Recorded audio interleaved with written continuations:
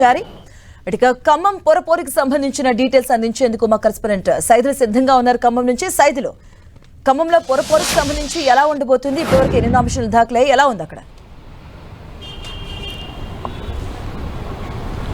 ఉమ్మడి ఖమ్మం జిల్లాలో కొత్తగూడెం కార్పొరేషన్తో పాటు 6 మున్సిపాలిటీలకు సంబంధించి కూడా నామినేషన్ల ప్రక్రియ కొద్దిసేపటితో ముగిసింది. మొత్తంగా రాజకీయ హోరైతే హోరొచ్చిందని కూడా చెప్పవచ్చు. ఒక విచిత్రమైనటువంటి రాజకీయ సమీకరణలు కొనసాగుతున్నట్టుగా మనకు తెలుస్తుంది. ఎందుకంటే మొన్నటి వరకు జరిగినటువంటి స్థానిక సంస్థల పంచాయతీ ఎన్నికలకు సంబంధించి కూడా పెద్ద ఎత్తున అధికార పార్టీ వర్సెస్ ప్రతిపక్ష పార్టీల మధ్య కూడా పోటాపోటీగా హోరాహోరీగా విజయాలు సాధించిన పరిస్థితి కనిపిస్తుంది. అదే విధంగా ఇప్పుడు ఉన్నటువంటి మున్సిపాలిటీ ఎన్నికల్లో మాత్రం ఒక విచిత్రమైనటువంటి పొత్తు. ఎందుకంటే నిన్నటి వరకు కూడా కాంగ్రెస్ పార్టీ, సిపిఐ పార్టీ అలయన్స్తో ఉన్నటువంటి పార్టీ ఉంది. అయితే ఈ రెండు పార్టీలకు సంబంధించి కూడా ఇప్పుడు పొత్తు ఉండే అవకాశం కూడా కనపడట్లేదని కూడా తెలుస్తుంది. మొన్న జరిగినటువంటి పంచాయతీ ఎన్నికల్లో మాత్రం బీఆర్ఎస్ సిపిఎం పార్టీకి సంబంధించి కూడా పెద్ద ఎత్తున కూడా వారిద్దరు కలిసి పోటీ చేయడం, పెద్ద పెద్ద మేజర్ స్థానాలకు సంబంధించినటువంటి పంచాయతీలను కైవసం చేసుకున్న పరిస్థితి ఉంది. ప్రధానంగా ఇప్పుడు మధిర నియోజకవర్గానికి చూసుకున్నట్లయితే మధిర నియోజకవర్గంలో కూడా మొత్తం కూడా మధిర మున్సిపాలిటీకి సంబంధించిన పోలింగ్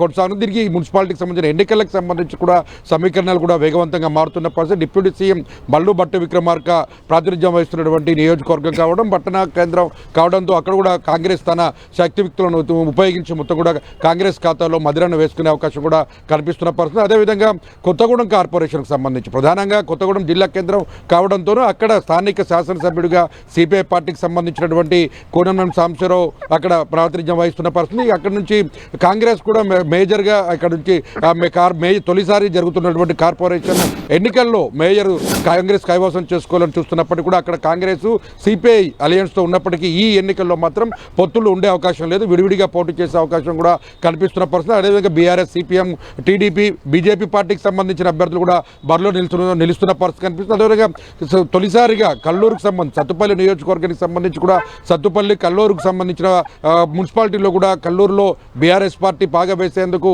ప్రయత్నాలు చేస్తున్నట్టుగా ముమ్మర ప్రయత్నాలు కొనసాగుతున్నాయి. అదే సత్తుపల్లి కాంగ్రెస్ తన శక్తియుక్తులను కూడా ఉపయోగించి విజయాన్ని సమీకరించుకునేందుకు అటు ప్రతిపక్ష పార్టీలకు సంబంధించినటువంటి నేతలతో కూడా మంత్రాలు చేస్తున్న పరిస్థితి ఉంది. ఇప్పుడు ఏదులాపురం పంచాయతీ మేజర్ పంచాయతీ నుంచి మున్సిపాలిటీగా ఏర్పడింది. మొత్తంగా 32 వార్డులకు సంబంధించి కూడా ఈ మొత్తం ఏదులాపురం మున్సిపాలిటీగా ఏర్పడినటువంటి ఏదులాపురానికి సంబంధించి పాలేరు నియోజకవర్గం రెవెన్యూ శాఖ మంత్రి పొంగులేటి శ్రీనివాసరెడ్డి ప్రాతినిధ్యం వహిస్తున్న పరిస్థితి. అక్కడ మాత్రం ఇప్పటివరకు చూసుకుంటే దాదాపు 332 వార్డులకు సంబంధించి కూడా మొత్తం కూడా 350 పైగా నామినేషన్లు కూడా దాఖలు చేస్తారు. అక్కడ విచిత్రం ఏంటంటే టీడీపీ పార్టీకి సంబంధించి 6 నామినేషన్లు, అదేవిధంగా జనసేన పార్టీకి సంబంధించినటువంటి అభ్యర్థులు కూడా బరిలో పోటీ చేశారు, నామినేషన్లు కూడా వేసిన పరిస్థితి ఉంది. మొత్తంగా అధికార పార్టీకి సంబంధించిన మంత్రులకు ఆయా మున్సిపాలిటీల్లో మాత్రం చుక్కెదురు ఏర్పడేలాగా ప్రతిపక్ష పార్టీలు పావులు కదుపుతున్నప్పటికీ అటు సంక్షేమ పథకాలకు సంబంధించినటువంటి అంశాలు కావచ్చు, ఇందిరమ్మ ఇళ్లకు సంబంధించిన అంశాలు కావచ్చు, ప్రతిదీ కూడా